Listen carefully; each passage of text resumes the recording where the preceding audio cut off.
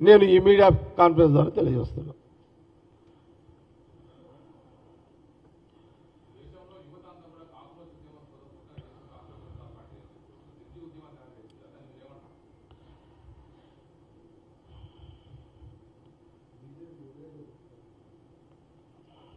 Cockroach ఇప్పుడే కదా start అయింది.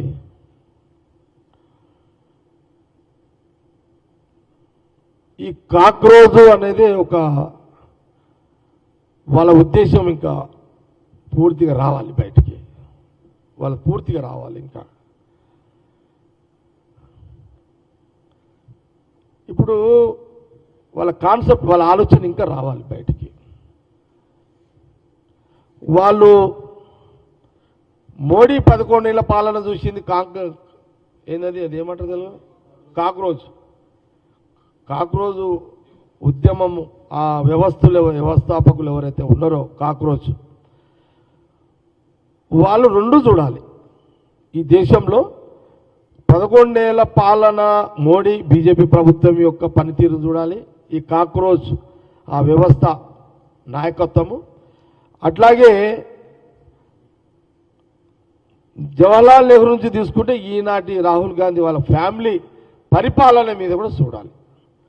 ఈ కంపారిజన్ చేయాలి ఈ రెండుటి పాలన మీద చేసి, వాళ్ళకు కూడా ఈ కాక్రోజ్ వ్యవస్థ లీడర్షిప్ కూడా తెలిసిపోతుంది.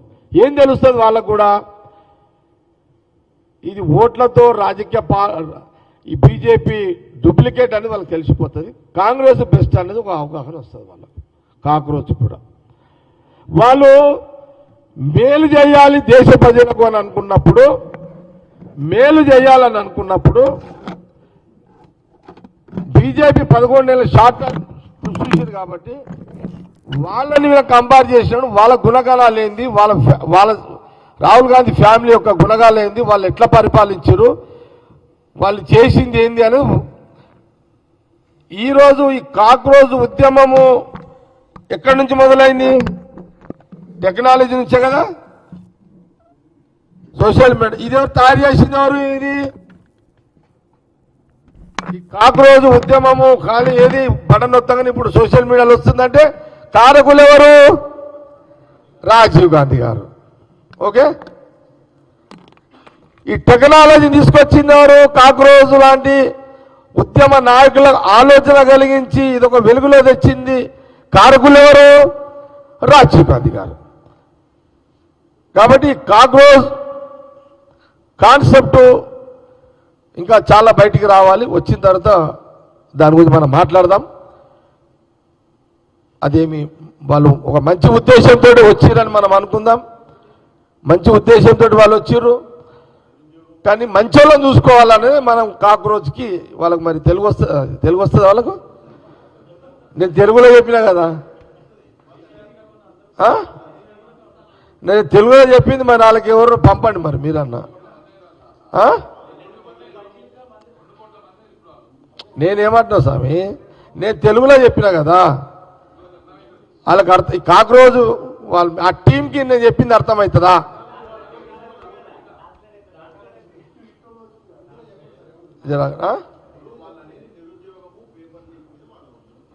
లేదు, నేనేమంటే నేను చూసినది, నేను చూసినాడుగా నేను కూడా ఒక సెకండ్ అరే ఇదేందో ఉన్నదని అనుకున్నా. కాంగ్రెస్ పార్టీ నయ్యా జాగిరా కథ, రాహుల్ గాంధీ జాగిరి. ఇది రాహుల్ గాంధీ చెప్తాడు, అది నేను చెప్తే ఎట్లా?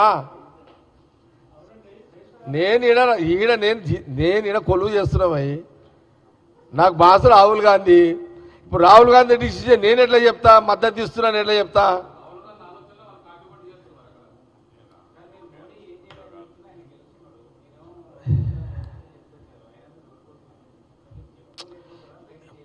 ఏదన్నా రాకేష్, ఏది నిజం నిజమే, చరిత్ర చరిత్రనే. చరిత్రని ఎవరు కాదన్నారు కదా. నేను ఒక కర్ణుని గురించి కోడ్ చేసినట్టు చరిత్ర కదా, హిస్టరీ కదా. నేను ఒక కర్ణుడు గురించి కోడ్ చేసిన చరిత్ర. మోతీలాల్ నెహ్రూది చరిత్ర, జవహర్లాల్ నెహ్రూ చరిత్ర, మహాత్మా గాంధీ చరిత్ర, ఇందిరాగాంధీ గారితో చరిత్ర, రాజీవ్ గాంధీ చరిత్ర. చరిత్రలు కాబట్టి చెప్తున్నా. నేను తయారు చేసినవి కావు, రాసినవి కావు ఇవి. పోనీ మీరు చెప్పండి. మోడీ గారి మీద చేరుతుంది, బీజేపీ వాళ్ళ మీద ఏం చేరుతుందని చెప్పమంటారో చెప్తాది కూడా. మీరేమైనా చెప్పగలుగుతారా? మరి హిందూ ఓట్ చోరీ వాళ్ళది, రెండే కదా వాళ్ళు చేసేది.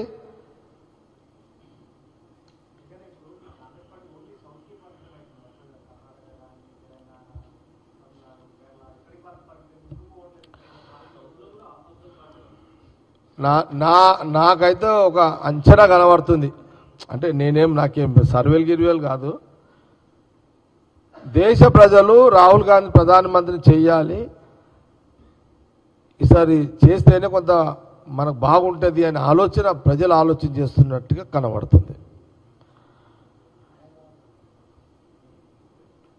ప్రధానమంత్రి మోడీకి అహంకారం పెరిగిపోయింది, పాలన మీద ఆలోచన లేదు.